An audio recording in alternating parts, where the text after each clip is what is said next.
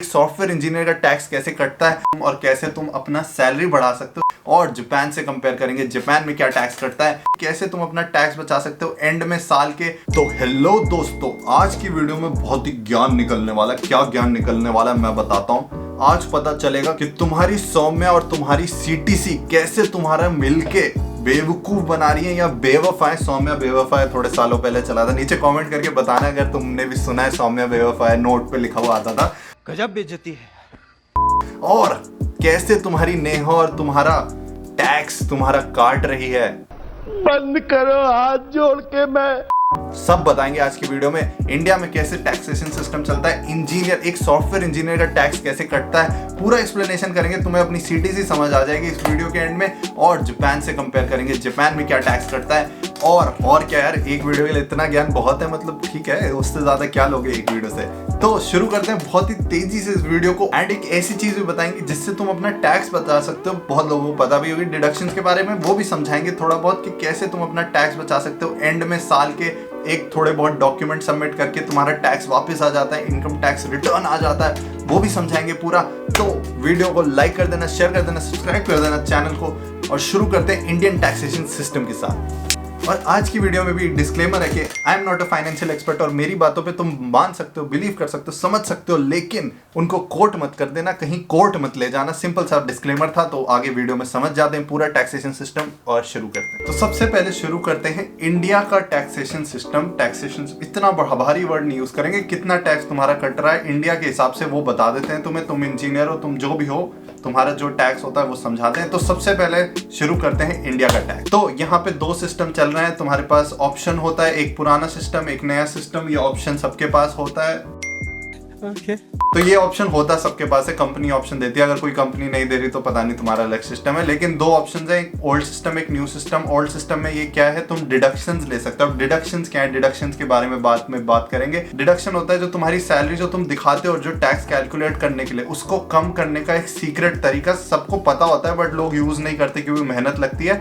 और दूसरा जो तरीका है न्यू सिस्टम जो है, उसमें इन्होंने डिडक्शन हटा दिए हैं कि जो लोग मेहनत नहीं करना चाहते, बस टैक्स रेट को थोड़ा सा कम कर दिया। अब वो टैक्स रेट कम कर दिया, बेसिकली थोड़ा सा सिमिलर हो गया, बट डिडक्शन में ज्यादा फायदा होता है। वो एंड में बताऊंगा कैसे होता है। तो ये बेसिकली दो सिस्टम है, तुम्हारे पास इनके ऑप्शंस है। अब तुमने सुना होगा स्लैब्स का सिस्टम होता है कि 5 लाख से 10 लाख ये टैक्स होगा, 10 लाख से 15 लाख ये टैक्स होगा, 15 से 30 ये होगा। तो ये ज्यादा जो सिस्टम है इसको समझने की कोशिश करते हैं, कोशिश नहीं समझा ही देते हैं। तो ये है स्लैब स्ट्रक्चर। तो बेसिकली यहाँ पे मैंने ओल्ड रिजीम और new regime, basically old system और न्यू सिस्टम का टैक्स का सिस्टम लिख रखा है। तो सबसे पहले बात करते हैं न्यू टैक्स रिजीम की। वो सबसे सिंपल है क्योंकि उसमें डिडक्शन नहीं है, तो तुम्हें अपने आप समझ आ जाएगा बेसिक क्या सिस्टम है। तो इन्होंने स्लैब्स बना रखी है कि 0 से 2.5 लाख का कोई टैक्स नहीं है। 2.5 से 3 लाख अगर तुम्हारी सैलरी 5% है। अब ये परसेंटेज डायरेक्ट नहीं होती कि ऐसे 30% लगाया बोला तो 30% कट जाएगी सैलरी, और मतलब बिल्कुल डायरेक्ट सिस्टम। इतना भी आसान नहीं है, इंडियन गवर्नमेंट है, मतलब तुम समझ सकते हो, इतना आसान नहीं है। समझाते हैं तुम्हें पूरा। मान लो तुम्हारी सैलरी है बेसिकली 12 लाख। सिस्टम सबसे सिंपल रखते हैं, 12 लाख 1 लाख रुपए तुम्हें महीने का मिल रहा है। अब तुम्हें लगेगा यार 1 लाख रुपए मिलेगा पर महीना, बट ये 90,000 के आसपास, और कभी कभी और भी कम हो जाता है। तो ये यार इंडिया की गवर्नमेंट को टैक्स देना बहुत जरूरी है डेवलपमेंट रैलियों के लिए, मतलब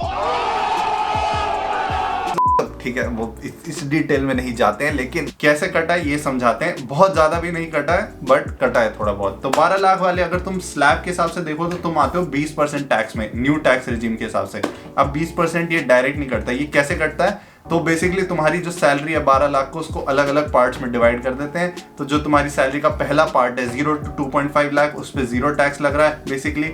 फिर जो तुम्हारे सैलरी का पार्ट है 2.5 लाख to 5 लाख, उस पर तुम्हारा लग रहा है 5% टैक्स। तो 5% हो गया 12,500। सिमिलरली 5 से 7.5 लाख पे 25,000 का टैक्स लग रहा है। उसके बाद 10 लाख से 12 लाख। अब 12 लाख 12.5 नहीं है क्योंकि तुम जो स्लैब है वो 10 से 12.5 की है, बट तुम्हारी सैलरी अगर 12 लाख है तो बेसिकली तुम जितना बचेगा 10 to 12 बचा 2 लाख, 2 लाख पे लगेगा 20%, जो बनता है 40,000। अब ये जितने सारी चीजें इनको ऐड करके बेसिकली तुम्हारा आता है 1,15,000 का टोटल टैक्स। अब ये टोटल टैक्स पूरे साल का है। अब इस पे सेस भी लगता है 4%, तो वो तुम छोड़ सकते हो, वो छोटी सी वैल्यू है, बट वो भी लगता है। एजुकेशन सेस करके कुछ होता है। अब वो ये चेंज होते रहते हैं ये वाले रूल्स, बट 4% 5% बेसिकली मान लो जीएसटी लग गया तुम्हारे टैक्स पे बेसिकली। तो मंथली इन हैंड सैलरी कैसे कैलकुलेट होगी। अब जो तुम्हारा 12 लाख का पूरा टोटल सीटीसी या जो भी ग्रॉस सैलरी है उसमें से तुम ये टैक्स माइनस कर लो, डिवाइडेड बाय 12 कर दो। आ गया तुम्हारे हाथ में 90,416। तो ये हो गया, अगर तुम्हारे न्यू टैक्स रेजिम तुम फॉलो करते हो तो 90,000 तुम्हारी सैलरी आएगी पूरे महीने। अब अलग अलग चीजें कट सकती हैं, हो सकता है वो 12 तुम्हारा CTC रहा हो जिसमें इंश्योरेंस वगैरह बहुत सारी कटी, वो एक अलग वीडियो का पार्ट है। बट मान लो अगर तुम्हारा 12 लाख इन हैंड है जो तुम्हें मिलना ही मिलना है, तो उसमें से कैसे कट रहा है। बाकी अब अगर हम ओल्ड सिस्टम पे जाए तो अब ओल्ड सिस्टम में एक कॉम्प्लिकेशन है, उसमें टैक्स तुम 12 लाख से कम पे भी कटवा सकते हो। वो कैसे? डिडक्शंस लेके। अब अगर तुम ओल्ड टैक्स रेजिम पे देखो तो इसमें टैक्स थोड़ा सा ज्यादा, इसमें डायरेक्टली 10 लाख से ऊपर ही 30% लगा रखा है, जैसे वहां पे 12.5 तक 20 था, तो वो एक थोड़ा सा टैक्स ज्यादा बढ़ गया। बट इसमें डिडक्शन लेके तुम और फायदा कर सकते हो, बिल्कुल कम टैक्स दे सकते हो। कैसे? अगर इसकी हम कैलकुलेशन करें वही सिंपल है कि 5 से 10 का इतना कटेगा, 2.5 से 5 का इतना कटेगा, और 10 लाख से ऊपर जो है उस पर यहाँ पे 30% लग रहा है, तो 60,000। अब ये बना 1,75,000 और पिछले में था 1,15,000। अब तुम कहोगे भैया ये तो बहुत ज्यादा है, हम ये छोड़ के सीधा नया वाला ही ले लेंगे क्योंकि उसमें कम टैक्स देना पड़ा। रुको जरा, सबर करो। बस यहीं पे गलत हो तुम, क्योंकि डिडक्शंस नाम की एक चीज है जिससे तुम अपनी सैलरी को कम कर सकते हो और तुम पे कम टैक्स लग सकता है। तो ये डिडक्शंस का पूरा झोल समझाने से पहले तुम्हें एक ट्रिक बता देते हैं कैसे ये टैक्स के बारे में सोचना छोड़ सकते हो तुम, और कैसे तुम अपना सैलरी बढ़ा सकते हो। सिंपल सी बात है, अपने आप को इंप्रूव करके और बड़ा पैकेज लेके। बड़ा पैकेज कैसे लोगे? प्रोजेक्ट्स बहुत इंपॉर्टेंट। जितने भी बड़ी कंपनीज होती है ना, वहां पे प्रोजेक्ट सबसे ज्यादा देखे जाते हैं। बड़ी में तुम्हारी Amazon को बड़ी नहीं मान रहा हूं मैं, और बड़ी बड़ी जो कंपनीज होती हैं जो 1 करोड़ का पैकेज देती हैं, जो 70 लाख का पैकेज देती हैं, वो सारे प्रोजेक्ट्स को बहुत ज्यादा फोकस देती हैं। और प्रोजेक्ट्स बनाने के लिए आज की स्पॉन्सर के बारे में बात कर लेते हैं। Creo.do इतनी बढ़िया वेबसाइट है, मैंने पहले भी बताया, और इतने बढ़िया कमेंट्स आए थे उस वीडियो पे, भैया इतना फायदा हुआ हमारा। तो Creo.do की वेबसाइट पे चलते हैं और थोड़ा सा बता देते हैं तुम्हें जल्दी से, और फिर शुरू करते हैं डिडक्शंस के बारे में। तो अगर तुम नीचे डिस्क्रिप्शन वाला जो लिंक खोलोगे तो तुम्हें ऐसा कुछ दिखेगा, गिफ्ट फ्रॉम गेटसेट, और यहाँ अपनी ईमेल आईडी डालोगे और अनलॉक कर लोगे बहुत सारी चीजें। क्या क्या? 10% ऑफ मिल जाएगा तुम्हें इनके कोर्सेज पे, फ्री गाइड मिल जाएगी प्रोडक्ट बेस्ड कंपनी इंटरव्यू की, फ्री गाइड मिल जाएगी बेस्ट रेज्यूमे की, और फ्री गाइड मिल जाएगी मिनी प्रोजेक्ट्स की। अब ये मिनी प्रोजेक्ट्स क्या करते हैं? तुम्हारे रेज्यूमे की जगह को फिल कर देते हैं, जो खाली जगह है वहां पे बहुत सारे प्रोजेक्ट्स आ जाते हैं। अब अगर हम इनके कोर्स की बात करें तो इतने सारे बच्चों ने ले रखा है, उनका नाम यहाँ पे है जिनकी कंपनीज में, और कंपनीज जो शुरू में ट्रेनिंग होती है ना, उसके लिए भी Creo.do को यूज करती हैं। सो बेसिकली ये कंपनीज है जो अपनी ऑनबोर्डिंग, बेसिकली जब तुम नए नए कंपनी में जाते हो तो उन्हें प्रोजेक्ट्स और थोड़ा बहुत सिखाने के लिए ये कंपनीज इसी वेबसाइट का यूज करती हो। तुम बेसिकली समझ सकते हो, तुम बिल्कुल इंडस्ट्री लेवल चीजें सीख रहे होगे, इंडस्ट्री लेवल एक्सपीरियंस गेन कर रहे होगे, और उसका फायदा होगा ही, बताने की जरूरत नहीं है। तो इनके 2 कोर्सेज हैं, फुल स्टैक डेवलपर और बैक एंड डेवलपर। अगर तुम जो बनना चाहते हो, फुल स्टैक डेवलपर बनना चाहते हो, वो कोर्स ट्राई करो। बैक एंड डेवलपर बनना चाहते हो, वो कोर्स ट्राई करो, और मतलब मजा आ जाएगा। मेरे को इतने अच्छे अच्छे रिव्यूज आए हैं इस कोर्स के, तो तुम्हें मैं बता सकता हूँ। बाकी नीचे डिस्क्रिप्शन में लिंक मिल जाएगा, उसको चेकआउट करो और सारी इंफॉर्मेशन मिल जाएगी। अब हम चलते हैं डिडक्शंस के ऊपर। तो ये रही तुम्हारी एक तरह से डिडक्शंस की लिस्ट के क्या क्या डिडक्शन मिल सकते हैं तुम्हें। सबसे ऊपर एक स्टैंडर्ड डिडक्शन होता है जो 50,000 का होता ही होता है, तो बेसिकली 12 लाख में से 50,000 तो यही गायब हो गया।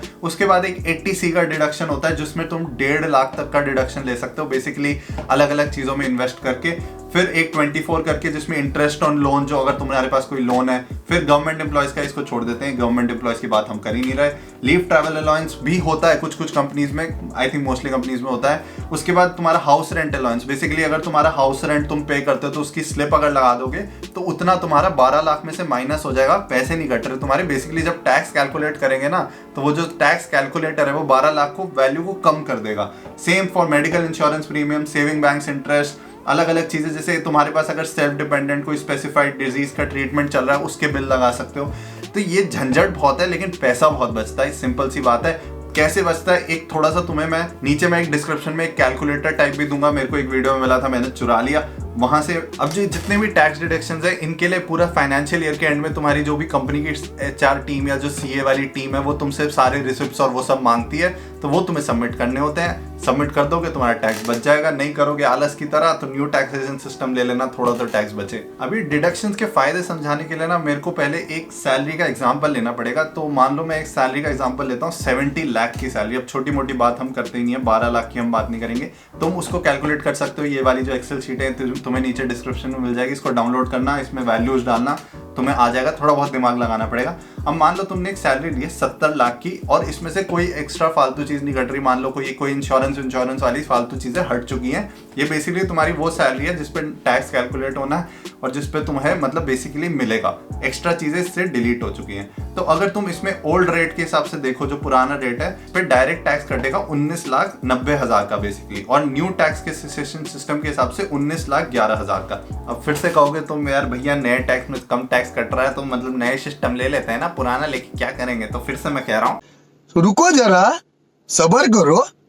यहाँ पे मैंने पूरी कैलकुलेशन कर रखी है 30% के हिसाब से, तो इसे देख सकते हो। अब नीचे तुम्हें दिखेगा डिडक्शंस का फायदा। अब यहाँ पे मैंने 4 तरह के डिडक्शंस दिखा रखे हैं। जैसे एक पहला है लो डिडक्शन, बहुत ही छोटी मोटी स्लिप्स लगा दी, तो इसमें इन्होंने स्टैंडर्ड डिडक्शन 50,000 का होने ही होना था और कोई डिडक्शन नहीं लिया, बिल्कुल एक सिंपल डिडक्शन जो ओल्ड टैक्स पे होता ही है। तो इस पे मेरा टैक्स आया ओल्ड स्लैब के हिसाब से 1968, तो बेसिकली पहले ही थोड़ा कम हो गया। फिर मीडियम डिडक्शन, इसमें बंदे ने सेक्शन 80C के हिसाब से भी 1.5 लाख का ले रखा है, तो ये शायद कुछ प्रोविडेंट फंड्स और इनमें तुम इन्वेस्ट करते हो तो उससे मिलता है। तुम वो सब एक कोई CA की वीडियो या कुछ पे चेकआउट कर सकते हो। तो इससे तुम्हारी जो टैक्सेबल इनकम है 68 लाख बची है एंड उस पर बस टैक्स आया 19,22,000 का। तो हम न्यू टैक्सेशन सिस्टम के बहुत पास पहुंच गए हैं। अब अगर तुम हाई डिडक्शन ले लो, मतलब कुछ अलग अलग चीज़ों पे ले लो, तुम अपना जो मैंने बहुत सारी चीज़ें लिस्ट करी थी उनमें से बहुत सारी चीज़ों पे डिडक्शन ले सकते हो, तो वो तुम्हारा टैक्स को ला सकती है 19,11,000 पे, बेसिकली न्यू टैक्स के सिस्टम पे इक्वल हो जाएगा। और फिर अगर तुम बहुत ही चतुर हो, कह रहे हो मैं तो सारे डिडक्शन लूंगा, सारी स्लिप लगाऊंगा, तो तुम्हारा फायदा ही फायदा है। तुम्हारा फिर टैक्स बचेगा सिर्फ 17,98,680। तो ये बेसिकली बहुत ही कम हो गया, मतलब 19 लाख कहाँ टैक्स दे रहे थे, अब सिर्फ 17 लाख दे रहे हो। तो सोच सकते हो कितना आसान है। तो डिडक्शन के फायदे तुम्हें समझ आ गए। कंपनी में भी पता कर सकते हो HRs किस लिए बैठे हैं, मतलब उनका काम ही ये रहता है। तो बेसिकली नीचे फायदे तुम्हें पता चल जाएंगे, इसका लिंक तुम्हें नीचे डिस्क्रिप्शन में मिल जाएगा।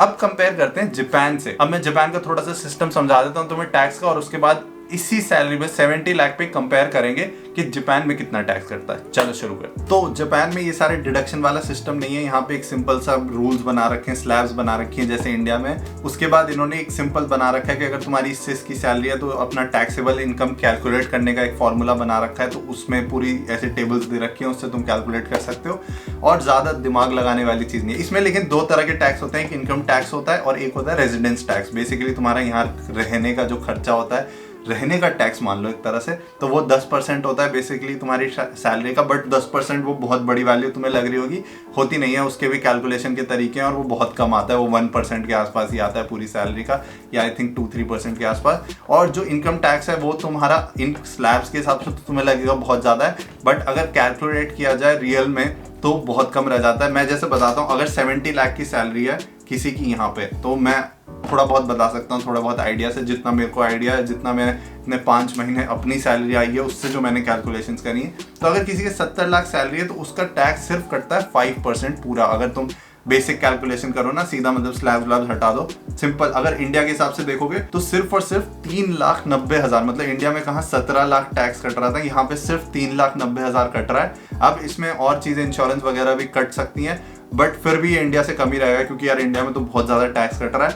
अब ये डेवलपिंग कंट्री में रहने का थोड़ा सा नुकसान है, गवर्नमेंट के पास पैसा नहीं होता, वो लोगों से लेने की कोशिश करते हैं, वो बहुत सारी चीज़ें हैं, उसमें हम नहीं जाएंगे। बट ये मैं बता रहा हूँ, इंडिया और जापान को अगर कंपेयर करें तो जापान में बहुत कम टैक्स है, बहुत कम, जीरो नहीं है, बट इंडिया के कंपैरेटिवली काफ़ी कम है। एंड उसका फ़ायदा मिलता ही है ऑब्वियसली, क्योंकि पैसे बचते हैं, मतलब और क्या फ़ायदा मिलेगा टैक्स ना देने का। डेवलपमेंट तो नहीं रुक रही यहाँ की भी, मुझे लगता है। और जो ये रेजिडेंस टैक्स होता है, रेजिडेंस टैक्स बेसिकली 4% और 6% ऐसे डिवाइडेड होता है, डिपेंडिंग ऑन द तुम कहाँ रहते हो। अब जैसे अगर तुम किसी लेस नोन जगह पे या बहुत ज़्यादा पॉश इलाके में नहीं रहते तो तुम्हारा कम टैक्स कटेगा, और कहीं फेमस टोक्यो के सेंटर में रहते हो तो तुम्हारा अलग टैक्स कटेगा। वो तुम वेबसाइट्स पे चेक कर सकते हो जहाँ पे भी रहना चाहते हो या रह रहे हो, उसके हिसाब से। सिंपल सा है, मुश्किल नहीं है, और यहाँ पे कुछ कैलकुलेट नहीं करना पड़ता, सब अपने आप कट जाता है, बिल अपने आप आ जाते हैं, तो कोई सीन नहीं रहता, ज़्यादा दिमाग लगाने की जरूरत नहीं होती। इंडिया में थोड़ा अगर तुम्हें डिडक्शंस लेने हैं, फ़ायदा लेना है, तो तुम्हें बहुत सारी स्लिप सबमिट करनी होती है, बहुत सारी चीज़ें सबमिट करनी होती है, उसका फ़ायदा मिलता ही है। तो यही था आज की वीडियो के लिए। आई होप तुम्हें बहुत सारा ज्ञान मिल ही गया होगा यार, टैक्सेशन पूरी समझ आ गई होगी इंडिया की, और अगर नहीं आई हो तो फिर से देख लेना इंडिया वाला पार्ट, तुम्हें और क्लैरिटी हो जाएगी, क्योंकि एक बार में थोड़ा सा दिमाग में घुसने में टाइम लगता है, बट दोबारा देखोगे पूरा समझ आ जाएगा। और अभी भी कोई और डाउट रह गया है तो इंस्टाग्राम पे जाके मैसेज कर देना, वहाँ पे रिप्लाई कर देंगे, नहीं तो इंस्टाग्राम पे जाके फॉलो तो कर ही दो। फॉलो करने करने में तो क्या ही जा रहा है। बाकी नीचे एक दो वीडियोस के लिंक भी डाल दूंगा जिनको और रेफर कर सकते हो अगर तुम और डिटेल में जानना चाहते हो। और आज की वीडियो के लिए इतना ही रखते हैं। और थोड़ा सा यार आज मतलब 14th में है जब मैं ये वीडियो निकाल रहा हूँ, कोशिश करूंगा 14 मई को निकालने की, अगर निकाल पाया तो एज अ गिफ्ट तुम बहुत सारे लोगों को डोनेट कर सकते हो फॉर कोविड के लिए। मतलब यार इतने सारे लोग परेशान है, इतने सारे लोगों को हेल्प चाहिए, तो उनको तुम कुछ मनी, कुछ इन काइंड, कुछ हेल्प प्रोवाइड करके डोनेशन कर सकते हो अपने टाइम का, अपने पैसों का, एंड उनकी हेल्प कर सकते हो। तुम्हारा ही फायदा होगा उसमें, और किसी का फायदा नहीं है, उनका फायदा है, मतलब तुम्हें अच्छा लगेगा, वो वाला एक फायदा है। ठीक है, तो कैसी लगी वीडियो नीचे कमेंट सेक्शन में जरूर बताना। तुम्हें समझ आ गया इंडिया का टैक्स तो नीचे लिख देना कमेंट में, हाँ भैया समझ आ गया, और लाइक कर देना इस वीडियो को, शेयर कर देना अपने दोस्तों को जिनको नहीं पता है टैक्स के बारे में, इंडिया के टैक्स के बारे में, तो मतलब पता होना चाहिए सबको। तो शेयर कर दो, सब्सक्राइब कर दो चैनल को, और बहुत मस्त मस्त कंटेंट आ रहा है। तब तक के लिए मैं मिलूंगा तुम्हें नेक्स्ट वीडियो में। Till then stay safe, Always do it on my own, so I gotta get through it. And the only thing I know is to love what I'm doing. Never give up, never slow, till I finally prove it. Never listen to the no's, I just wanna keep moving.